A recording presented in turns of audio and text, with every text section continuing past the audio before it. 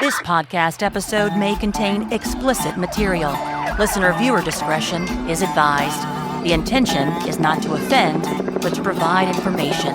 Proceed only if you are comfortable with potentially sensitive content. Hello, everyone. Welcome to Behind the Scenes with Sheriff Jason Ard. I'm Jason Ard.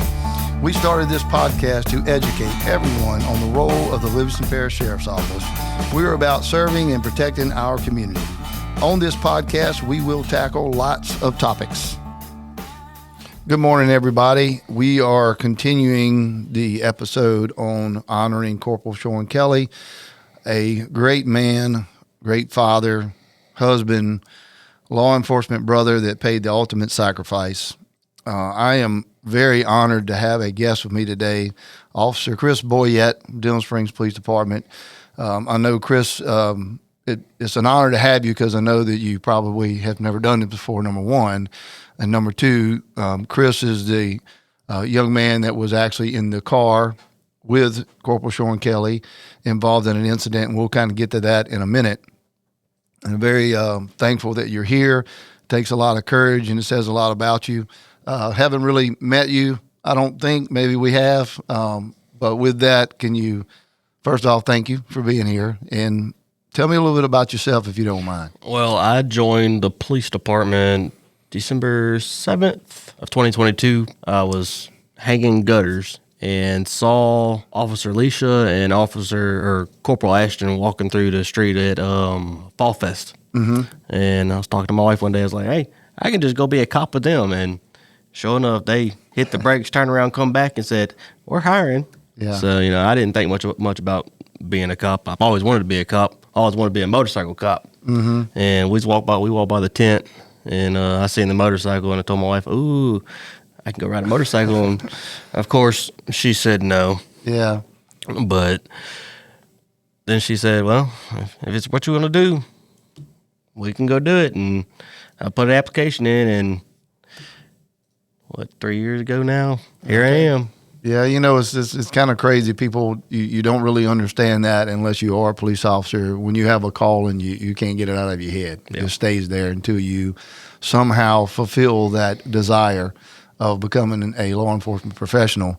And it really, I think it runs in our blood, and once we get it in there, we can't get it out. And those things are very appealing to us to be able to serve our community and protect them as well. Well, I'm glad you joined the force, and not many people have been thrown to the fire as quick as you were. I know the incident we're referring to on the Shawn Kelly incident was, actually go back, it was actually a Thursday, May the 11th.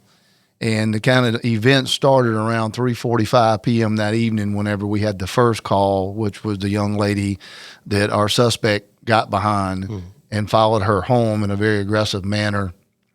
Of course, once she gets in the garage, shuts it, he backs out the driveway, and then we have a few other incidents which leads up to the Petco call. But you were fresh out of the academy, second day on the job. Yep. And, we get a call, and it's a disturbance, and we talked a lot about this through these episodes. We get a domestic call first of a husband and wife fighting, or husband and boy, girl, guy, domestic type issue, arguing in a parking lot. As we go through everything, it wasn't really that. It was a lady that had confrontation with our suspect, who then later on tells not only that she called 911, but then she tells her husband to call 911. And it gets a little confusing for the dispatch. Just as well as some of the our suspect vehicles. I think we were looking for a white Ford truck and some other kind of car, and then a gold Jeep. So it was a lot of moving parts going on. And I listened to the dispatch several times, watched the video several times, and it was a very sad, but it just is a wild day. Yeah. I would like for you, Chris, to take us through, and we can kind of start of the call, because I know y'all jumped the call. Yep. I wasn't originally the ones that were dispatched to the call. No. So bring us to your day that you can recall. So I'll start off with Shawn Kelly saved my life that day. I'd ridden with Shawn for many, many months. Yeah, he was FTOing me, and he mainly drove. But Wednesday he said, "Hey, tomorrow you're driving." So on this day we were supposed to be in my unit. Well, we were eating breakfast at James's, and he said, "You know what? Screw it. I don't feel like moving all my crap. You're riding with me. Go get my unit." So, well, Shawn saved my life that day because I didn't get out of the driver's side that day. So, before the call came out, we were, Shawn's a traffic cop, so we're sitting there talking about all the traffic stuff we need to buy and jacks and this, that, and the other. And we were sitting in the parking lot behind Domino's in front of the old Albertsons.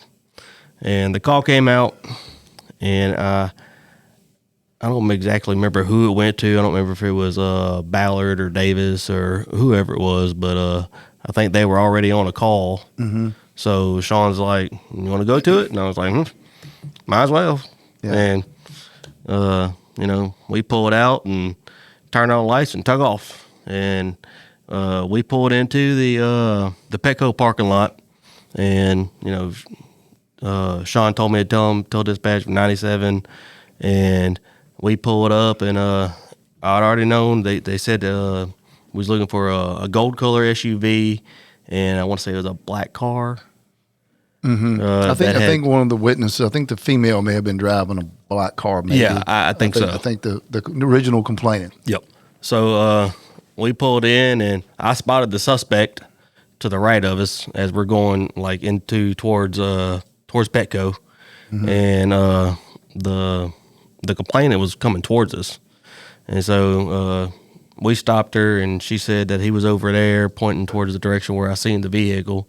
So we made a loop around the line of vehicles that were parked in the parking lot. Yeah, y'all kind of drove up toward the front of Petco, Yep. and then turned around and kind of went back Yep. toward. And I guess to explain to people, your vehicle is kind of parked almost between Waffle House and Cane's, midway in the parking lot. Yeah. Yep. So whenever we started going back toward the suspect vehicle, the complainant started to follow us. So Shawn sticks his head and arm out the window and tells her to stay where she was at. And so we pull up and get behind the suspect vehicle, and Shawn called out the license plate, and Shawn started to get out of the car and walking towards it, and I'm still sitting in the passenger seat. I don't exactly know what Shawn said or if he even said anything to him, but I heard the guy. Well, I saw him. He started to drive off to the left, and I heard him saying, "I ain't going to jail." And then he stuck his gun out the window and started popping off rounds. And I saw him hit the ground, and the suspect vehicle made basically a U-turn and going back towards Waffle House. I mean, I'm sorry, not Waffle House. The kind of the Cane's Raising chicken. Cane's. Yep, right. Yep. And by that time, I had already bailed out the car. And from what I remember, I went around the front of our unit to get to Shawn.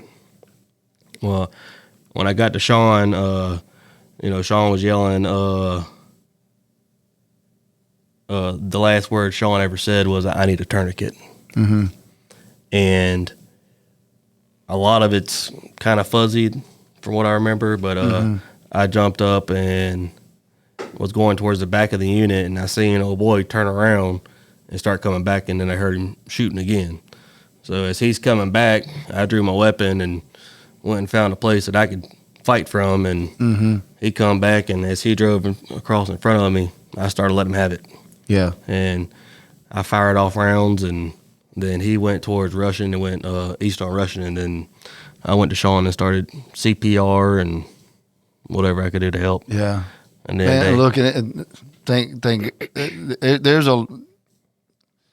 it's hard to say this, but it's true. There's a lot of things to be thankful for as well. I mean, there was, Shawn did what Shawn does, right? He's going to pay the ultimate sacrifice, do what he has to do to get the job done. But to be able to be alert enough in a situation like that to see that suspect come back, because we don't see that much. I mean, this was very unique to me in my 32-something years in law enforcement. The suspect turns around and comes back toward you, and you're alert enough to know that he's coming back. That's big, because it's so easy to get tunnel vision and looking at one of your fellow officers on the ground. You're trying to render aid and still being alert. It takes a lot to do that. And I watched, like I said, I've watched the video several times. It makes the hair stand up all over your body. It's just, it's crazy. Yeah. And so as that, so he leaves, exits the parking lot. You're basically rendering aid again. Yep. And I'm sure you're still very alert on this guy now that he came back a second time, looking to see if he comes back a third time. And then when you had some off-duty officers kind of show up pretty quick too. I think they were working out at a local gym that's right there in that shopping center. Yep. So I was trying to render aid, and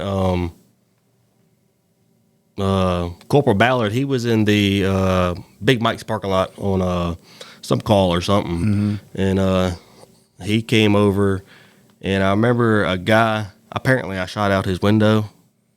White Ford truck. Yeah, a couple of trucks apparently, allegedly. Like nobody else was hurt. That's all that matters. Yeah. But apparently, he started coming toward me, and you know, I'm already on the defensive. Hey, I don't know who you are, so I pointed my gun at him, told him, "Hey, you can get back." Yeah. And the only way I knew that I was safe was one of the EBR deputies put on his vest and put on his shield. Or his badge was hanging from his neck, and whenever he ran up to us, I could see his badge swinging, and I knew I could. It's that sense of safety net of you got some backup, you got somebody there, you know. Yep. But you have to be on high alert with stuff like that, and we always assume in those situations. And I remember going, is it multiple shooters? Is it one shooter? Because we don't know what you know right now. Yep. We only know what you're able to relay. And sometimes in those situations, not sometimes, most of the times in those situations, you don't remember a lot of stuff. Yep. And that's why we tell deputies involved in that, look, take about 24 to 48 hours, write things down as you remember them, because you're going to forget things. And then things are going, oh, man, I didn't remember that. And even if you watch the videos and you're like, I don't remember that. Yep. And and I'm sure that happened to you in this case. It's very common. So, I mean, I've experienced it. I've been involved in a shooting without any casualties at all, but we're involved in it, and it sets you in a different tone. And things can be slow motion. Things can be just wild. Yep. And so as the first, we're going to call him backup guy, gets to you, which is an off-duty officer, and what kind of transpires from that point forward? So, the off-duty EBR guy showed up, and then Ballard showed up, and Ballard was calling out that we had an officer down, which I thought that I had called that out. I couldn't tell you if I did or what. I know I tried to keep up on my radio, and things would not go through when I needed them to, because people can't shut up. Oh, I get it. And it's a lot of emotions that go on at that time, and it's sometimes can be difficult to control it. So Cody shows up, and he starts rendering aid to Shawn, and I'm trying to do CPR on Shawn. And then Davis showed up and basically was like, hey, you need to step away. We got this. And somebody else showed up and was asking what the vehicle was, and I kept telling them, hey, look, it's a gold-colored Jeep, and it went that way. Right. And I'm pointing east on Rushing, and somebody said, oh, it's a white truck that flew out of here. I'm like, well, y'all listen to the person that was actually in the crap with the guy and go towards the thing that I'm trying to tell you. But it happens. Again, you get those emotions, and you have you got people calling in this description, that description, and sometimes it just gets to be a chaotic moment. But I remember multiple descriptions going out. Yep. The white truck was one of them, and it seemed like it was another vehicle, and then of course the gold Jeep. And it was pretty quickly. I know by the time that Narcan drove up, I think we had identified it was a gold Jeep. Yep. And started kind of putting some things together. And so, You told me something earlier is kind of, I guess, a little crazy to me. Y'all were sitting at this guy's final resting place as well whenever y'all got the call. Yep. I didn't realize that till you just said it, because that's where knock-in shooting actually took place, is right there where y'all were parked at. So, Chris, I know as you go through these events and stuff like that's a lot. We and I don't, and a lot of people, they're not in your shoes, okay? And whenever this scene is, I guess, we render aid. Y'all do what you can for Shawn. We get him in an ambulance. We get him to the hospital, and we have the second scene where knock-in, comes around the corner. Guys, I'm sure you know the whole story. Mm-hmm. He's got his long gun on him, and that's, to me, the moment, without a doubt, God intervenes in this guy's gun jams, because we would absolutely have another officer involved shooting. There's no way you can survive an AR-15 at 50 yards when a guy's propped up, tactical stance, fixing to pull the trigger. I mean, how do you defend that? No. You don't. The same way he ambushed Shawn. I mean, it was just a straight up cowardly move. And so knock-in, takes the guy out. You hear about that, I'm sure. Yep. A little relief.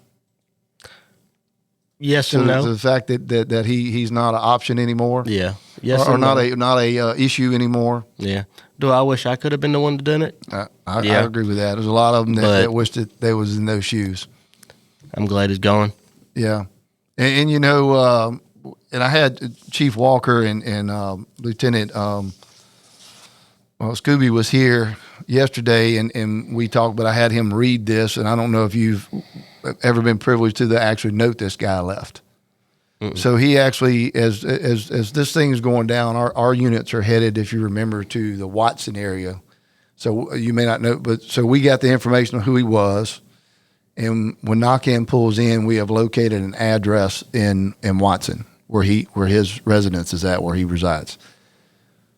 So as knock-in pulls up, I think he sees that there's nothing he can do. He has plenty of help there. He's got a K-9 with him, so I'm going to go back range, which now we know from your direction earlier, bad guy goes obviously the long way around and cuts back up and comes up on range. And as he is, I think he sees because knock-in said it has his lights on. He sees him, probably thinks that he's coming after him, or is he's going to ambush this guy, either way, and pulls over. All that's being done. So we have an address. So that's where he's going. He's going north, where the rest of the units are going up that way in the Watson area.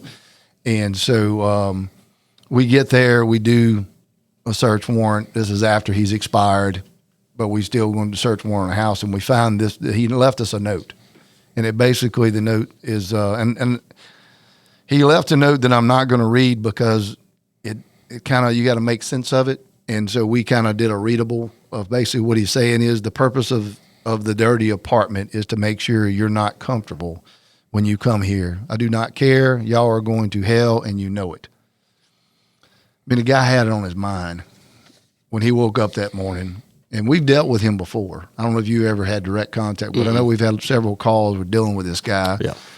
It's not everybody knows he's dealt with mental issues, that kind of stuff, but always known to have guns on him, which is a whole nother topic of these people that we know have mental issues and are still able to have these guns is a problem across our nation, because most people who do our mass shootings or the ambush deals are not right in their mind anyway. Yep. And again, we won't get off in the weeds on that, but that is a serious issue. So I wanted you to know kind of that's the mind frame of this person already. And so as the seconds turned into minutes and the minutes turned into hours, what, if you don't mind, if you're not comfortable, understand kind of what's going through Chris's mind at the time. Like, if you can take me there. I was pretty pissed off. Yeah.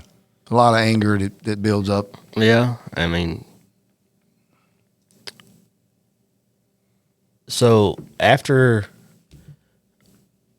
backup arrived and everyone showed up, fire department, ambulance, they stuck me in Sergeant Sterling's car with Corporal Procell, and my wife just kept calling and calling and calling. I couldn't talk to her. Yeah. I didn't have the words to say to her. So Sergeant Davis actually answered my phone, and he told her, "Look, somebody's been shot, but Chris is okay." Mm-hmm. And she was like, she thought it was Shawn, because Shawn used to pick on my wife all the time. Right. And she was like, "That's got to be that's got to be Shawn." And she kept thinking, "What the hell's going on?" And she said she heard the sirens in the background. She goes, "Oh my God, it's Shawn." Mm-hmm. Chris is okay, so it's Shawn. And so, I didn't know if I should cry. Right.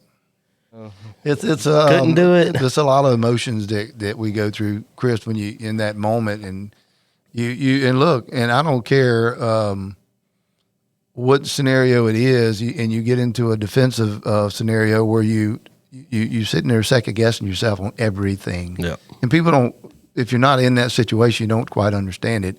And and to me, you did, and I watched it. You did everything you could do. I mean, when someone ambushes you, that's a cowardly move, because it's not it's not a fair fight. Yep. And they're trying to catch you with your guard down, and it's and then you return fire. You're trying to protect your partner. You're doing everything you can, and then but you still can't help. What could I have done differently? Yep. You just can't help it. It just goes through your mind. I've wondered that. I mean, it's been 2 years. Mm-hmm. I've wondered that every single day. I mean, like you said, everything just seems like in slow motion, but everything's happening so fast at the same time. I mean, you got split seconds to make a decision, and you can only do what you can do in those decisions, And like I said, I don't know of a incident that just comes to my mind. And I know locally we've never had this, where a person not only does a shooting, but turns around and comes back again.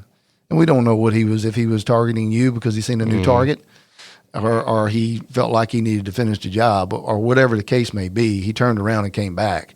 And like I said earlier, I'm glad that you was alert enough to know that, because, it'd been two people. Yep. And you never want one.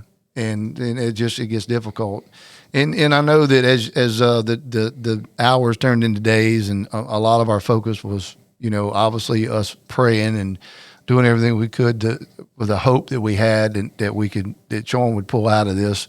And I know he fought really hard, which is his reputation. Yeah. And I'm just going to ask you, those are the things that I know that goes through your mind, or explain some of the things like. That's difficult for anybody that's in your shoes, and all of us, because Shawn's a part of everybody. Yep. And that's where you really learn and understand the brotherhood that is law enforcement that we have. It didn't matter, I'm very first one to say I knew Shawn, but I didn't know Shawn. Mm-hmm. But everything that I have learned about him, what a great guy. Loved his department, loved his community, wanted to help everybody he could. First one to jump the call. I mean, that was Shawn Kelly. That's who he was. And those people, all of them hit you hard, but it's just like, why this guy? Yep. It just don't make some sense. It's not fair. But things happen, and we have to move on, and we have to, keep fighting the fight, stay on the front line, and that's just what we do. We pick up and we keep rolling. And there's so many people, Chris, that's in your position that, and look, and I'm not talking down when I make this comment at all. It's just the truth, that they hang it up. Yep. And you are not only a rookie, and I know people don't like using that word, but you were, and second day on the job, and you're still out there fighting the fight. that says a lot about who you are. And I much appreciate that, and I mean that, because a lot of guys wouldn't push through that. So that just goes to say God put something in you to make you strong and make you who you are, and put the blood in you that, hey, I'm gonna keep fighting the fight. And you not only, if you didn't have purpose, I bet you got it now. Oh yeah. Yeah. So you know, how's today going with you? Today's pretty good. You know, so stories on Shawn. So when I first joined, you know, I told my wife I want to be a motorman. Mm-hmm. And Shawn was a motorman. So I worked the Christmas parade one day, and Shawn came riding by his motorcycle with his motor pants and his motor boots on. Right. And he rode right up next to me and my wife, and he looked at her, he said, "So you gonna let him be a motorman?" She said, "No." Shawn's exact words, "But he can get these sexy pants," as he rubbed his leg, "and he can wear these sexy boots." And she goes, "Shawn, no." So I was in the academy, and then we had, I think it was St. Patty's Day parade. Mm-hmm. And here comes Shawn. And so you gonna let it be a motorman? No. But he can get these sexy pants, these sexy boots. And she said, "No." So one day I was sitting in a deer stand. This was after everything went down, and she said, "You know, I think Shawn wants you to be a motorman." So last June I went to motor school. Well, not this past June, but a year ago I went to motor school, and I passed motor school, and I am now a Motor 3. Well, good for you. Congratulations. I kind of figured it out with all your wings that you had on. Yep. So that's a big thing. That's how you pick out the motorman. Yep. So I followed in Shawn's footsteps. Well, good for you, and I know he's without a doubt very proud of your accomplishment and where you're at today. And like I said, I think if he was here, he'd already gave you a pat on the back, said job well done, because you did a fantastic job. Well, look, Chris, there's so many things that go on in these type of situations, and we don't want to sit here and ramble on things over and over and over. I think you've kind of took us to your seat where you were at. It's a lot, and you know, I've been able to interview with the dispatcher that was working that day, and I think she did a phenomenal job. Knockhand came in, interviewed. Chief Walker, Lieutenant Scooby came in, and again, it's a lot. And the only thing we're trying to do is honor a great man, Corporal Shawn Kelly, who gave this ultimate sacrifice.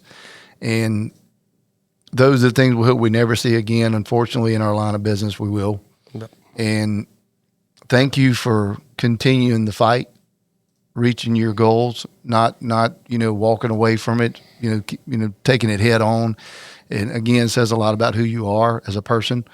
And I know without a doubt that you're doing and filling some shoes to make him proud every day. And just to know that you've accomplished becoming a motorman and knowing that's what he wanted you to do, your wife recognized that. That's huge. It really is. So I appreciate everything that you do. And before we start wrapping this up, do you have any other stories or anything else you want to share that we may have missed to make sure people understand and know? Probably nothing that's appropriate. Yeah, fair enough. Yeah. Fair enough. But look, I again appreciate you being here, Officer Chris Boyette, Denham Springs Police Department.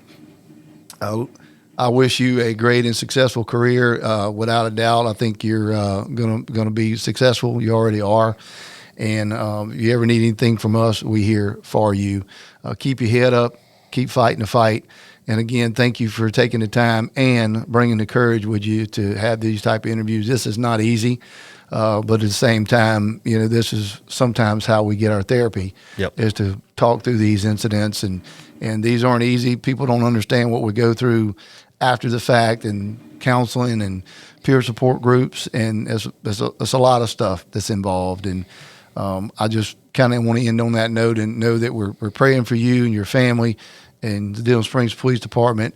This is a big hit, a huge loss to our community, and he will be definitely missed. But I think that he is definitely, Shawn Kelly has made his mark, and his daughter Addison came in, and I interviewed her yesterday. What a powerful young lady that is going to be very successful. But I'm going to hang you out. Addison Chris said you better stay in college because he's got his finger on you, and he's gonna be watching out. So, with that, we're gonna wrap up this episode. Chris, again, thank you for being here. And that'll do it today for Behind the Scenes with Sheriff Jason Ard. We appreciate all of you listening. If you would, please download our LPSO app. Follow us on social media. Like it, share it, and follow us all the time. And again, here in Livingston Parish, we love our schools, we love our churches, and we absolutely believe in the Second Amendment. I ask you to be safe and please be blessed.